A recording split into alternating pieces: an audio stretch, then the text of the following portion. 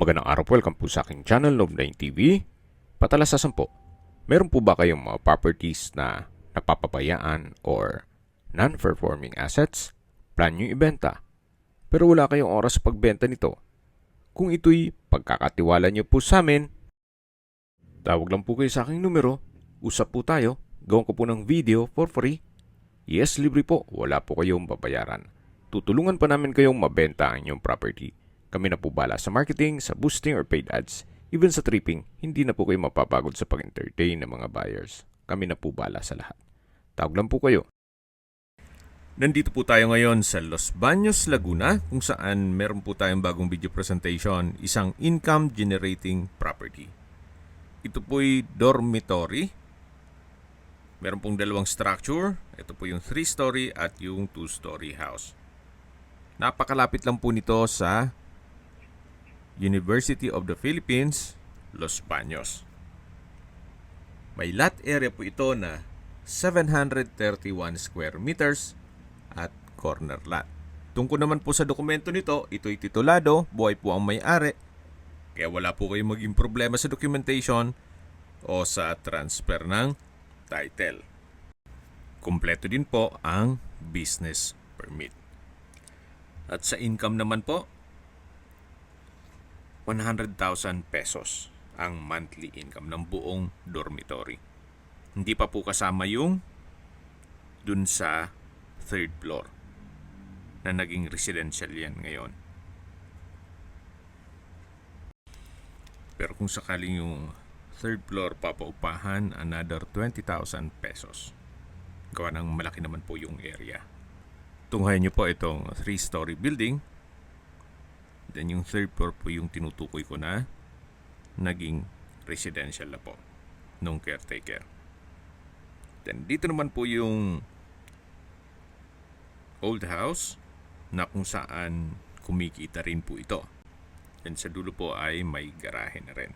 Ito po yung side garden at dito naman po yung tree house na hangout area ng mga estudyante. Yan po yung main gate at dito po ako nakapwesto sa open parking.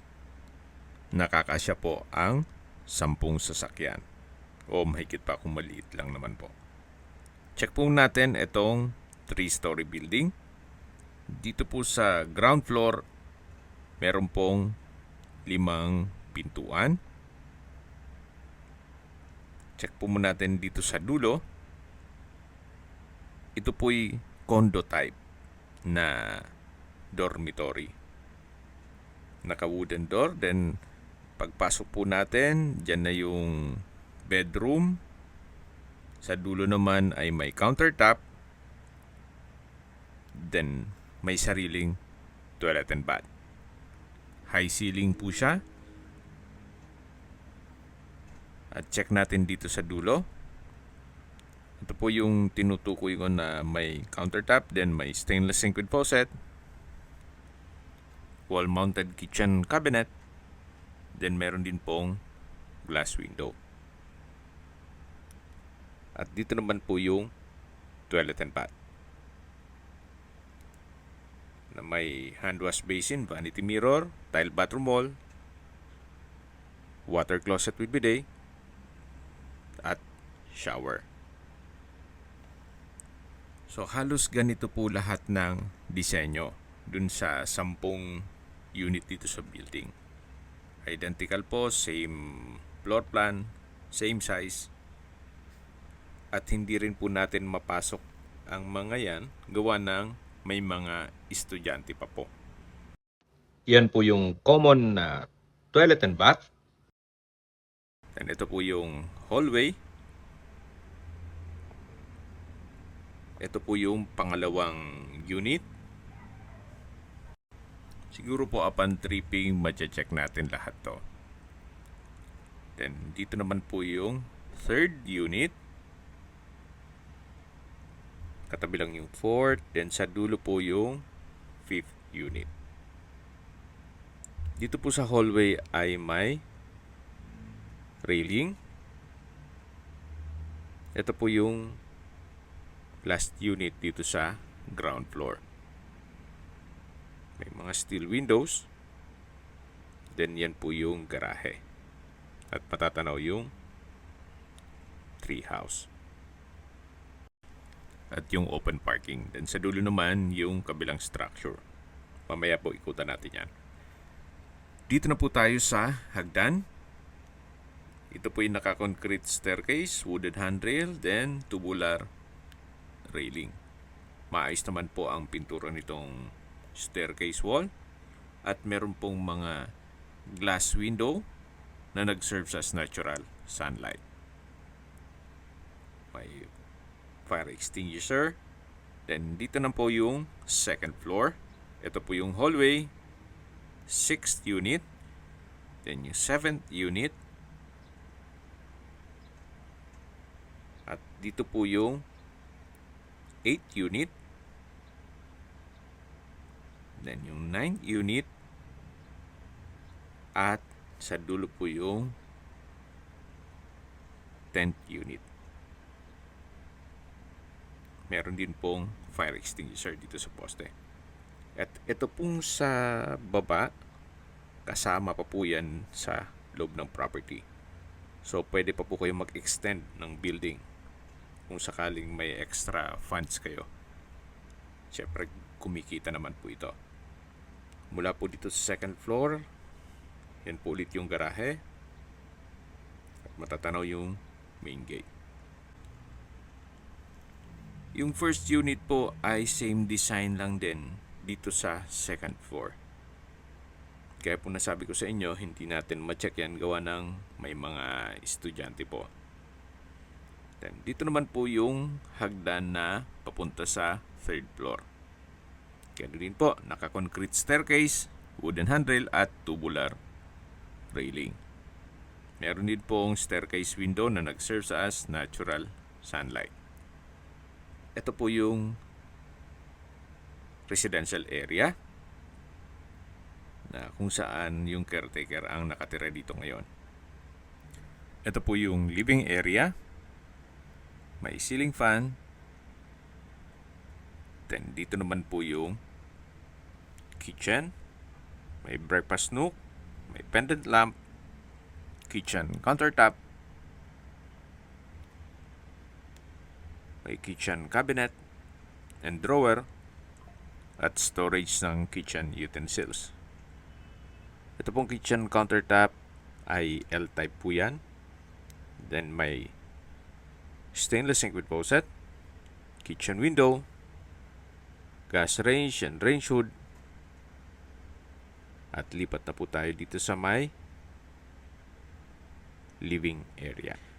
Sa likod po nitong divider ay meron pong bed and bed frame. Ginawa nilang kwarto na dito. Yan po yung hagdan na papunta naman sa attic. Ito po yung toilet and bath.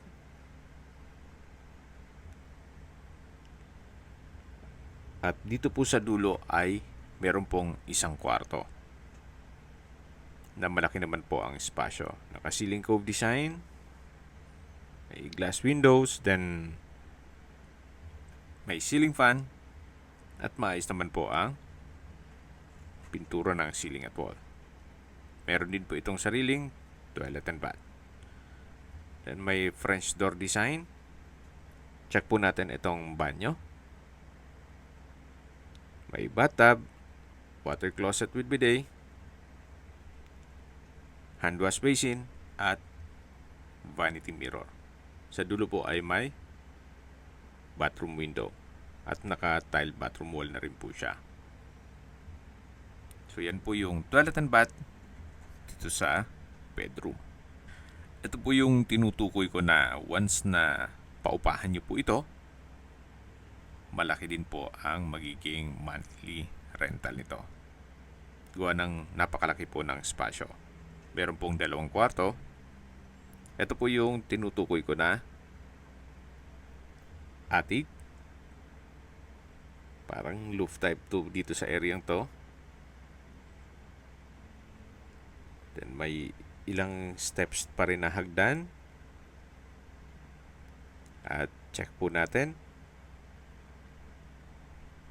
Sa ngayon, ginawa nilang stock room. Actually, pwede pa po itong gawing another room. So, depende sa magiging use nyo dyan once na ma-acquire itong property. At mula po dito, yan po yung buong third floor.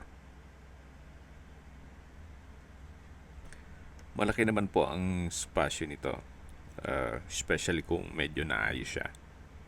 Nagkataon lang may mga partitions na nilagay. Kaya parang anliit po niya. Pero once na mag-set po tayo ng tripping, mabi-visualize nyo kung gaano kalaki itong area na to. So balik po ulit tayo dito sa may kusina. Then labas na po tayo dito sa main door. Ito po yung balkonahe o terrace dito sa third floor. Yan po yung French door design mula naman sa living area o salas. So mula po dito sa third floor, yan po, matatanaw nyo naman yung garahe at yung kapaligiran. Napakaganda po nitong property. Ito'y income generating. At hindi lang po doon, kung sakali man na mag-decision kayong dito na kayo titira, itong third floor pwede nyo pong tirahan para ma-monitor nyo itong magiging negosyo na dormitory business. Or pwede rin pong yung kabilang bahay ang gawin nyo na residential. Itong buong 3-story ang paupahan po ninyo. Nandito na po tayo sa second floor at bababa na po tayo. Yan po yung staircase window. Napakalaking bagay po yan. Hindi na kailangan maglagay ng ilaw at meron pong natural sunlight. Samahan niyo po ako, baba tayo. At nandito na po tayo sa ground floor. So yan po yung mga unit na nadaanan natin kanina. At yun po yung first unit na naipresent ko sa inyo. Sa mga skip po ng video, summarize ko lang po. Ito pong dormitory ay malapit po sa University of the Philippines, Los Baños Campus. May lot area po ito na 731 square meters. Ito'y titulado. Buhay po ang may-ari kaya wala po kayong maging problema sa documentation o sa transfer ng title.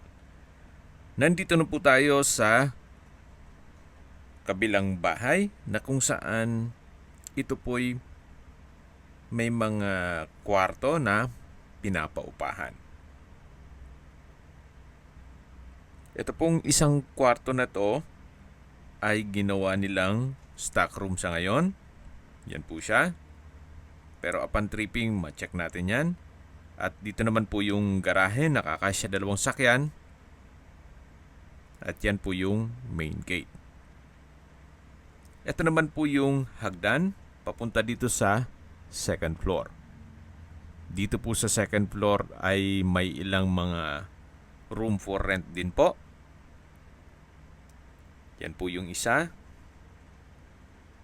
May mga estudyante rin po ngayon, kaya hindi natin mapasok. At dito po yung pangalawa. At bababa na po tayo. Yan po pula yung side garden na may garden set at fish pond. Yan po yung concrete fence. Barangay road na po ang likod niyan. Ang out area po yan ng mga estudyante. At dito naman po sa kabilang side na to ay yung papunta naman dun sa vacant lot na tinutukoy ko kanina na pwede pong extension ng another dormitory o building. Malaking area pa rin po yan. Dito po sa dulo ay meron din pong mga room for rent. Ito po yung access door na papunta naman sa second floor. Ito po yung likod ng bahay. Akyat po tayo. Ito'y naka-wooden staircase at wooden handrail. Nandito na po tayo sa second floor. So, meron pong 4 na kwarto dito. Yan yung A, B. May mga estudyante pa rin po ngayon, kaya hindi natin ma-check yan.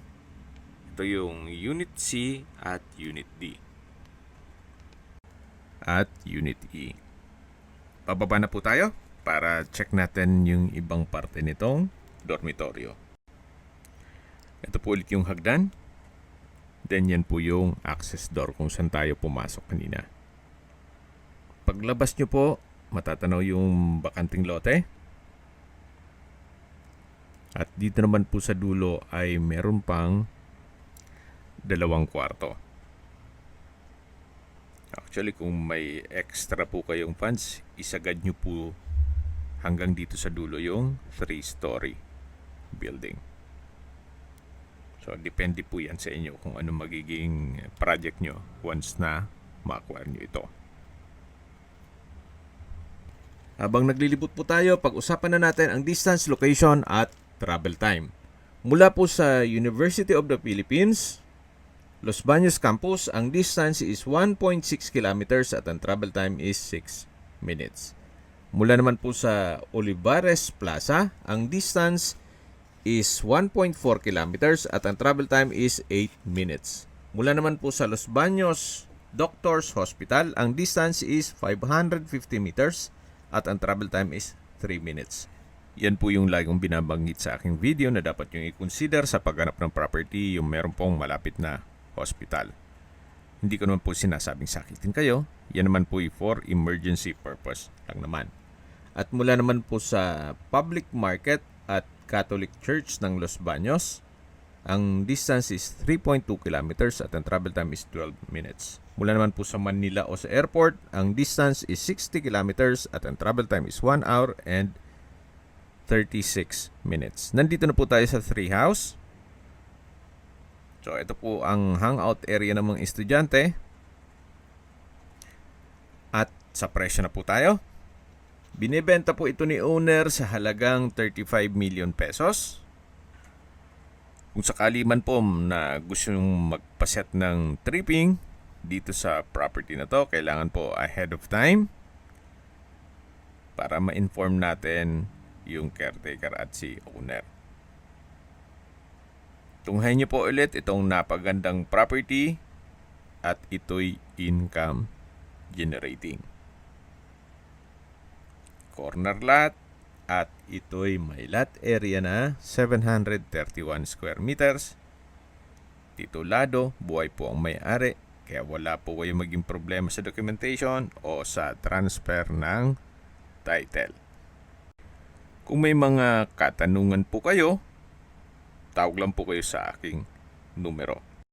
At sa mga kababayan naman natin nasa ibang bansa, meron po akong WhatsApp, Viber at Telegram. Same number lang po, 0917-316-3399.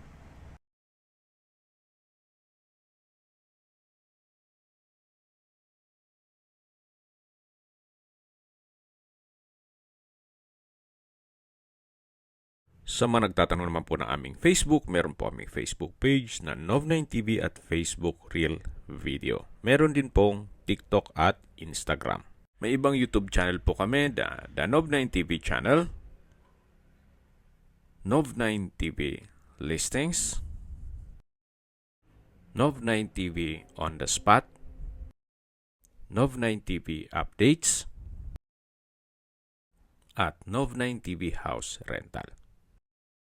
Sana po naibigyan nyo ang video presentation. Paki-like and subscribe na lang po sa aking channel para ma-update din po kayo sa aking future listings. Kung sakali po hanap nyo yung mas malaking sukat ng lupa, meron din po kami ibang listings na pwede nyong pagpilian. Huwag po kayong mag-atubiling tumawag sa amin.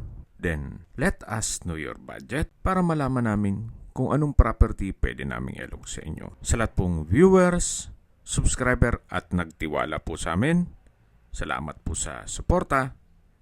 Ingat po kayo lagi at yung pamilya. Maraming salamat po.